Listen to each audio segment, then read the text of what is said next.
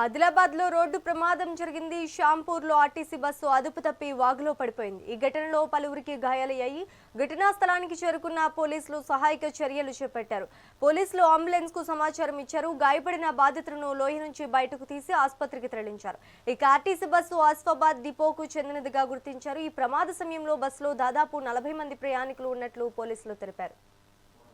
ఇక ఇదే అంశానికి సంబంధించి మరింత సమాచారం మా ప్రతినిధి నరేష్ అందిస్తారు. నరేష్, చెప్పండి.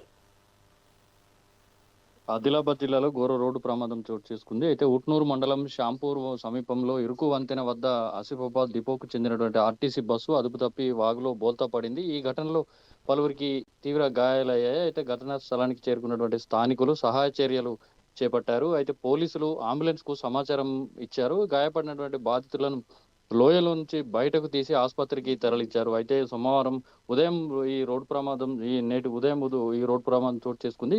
ఊట్నూరు మండలం షాంపూరు ప్రాంతంలో ఆర్టీసీ ఆసిఫాబాద్ డిపోకు చెందినటువంటి RTC bus TS20 T9369 RTC bus.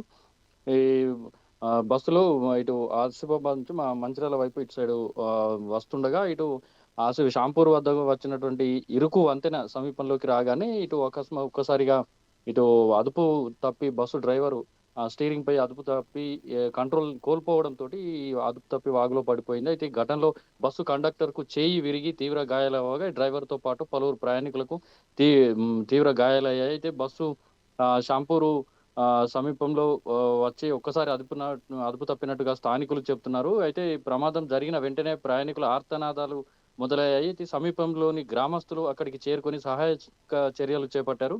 అయితే లోయలో పడినటువంటి ఈ బస్సులో అప్పుడు ప్రయాణిస్తున్నటువంటి సుమారు 40 మంది ప్రయాణికులు ప్రయాణిస్తున్నట్టుగా తెలుస్తున్నారు.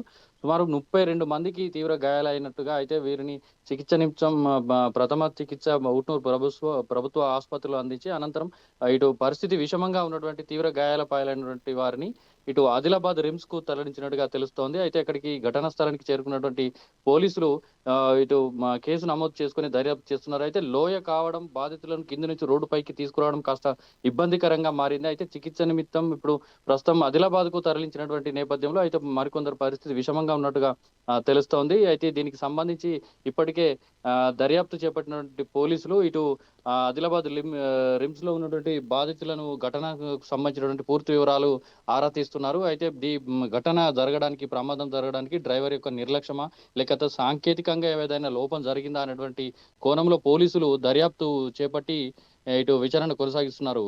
Right, thank you for the update Naresh.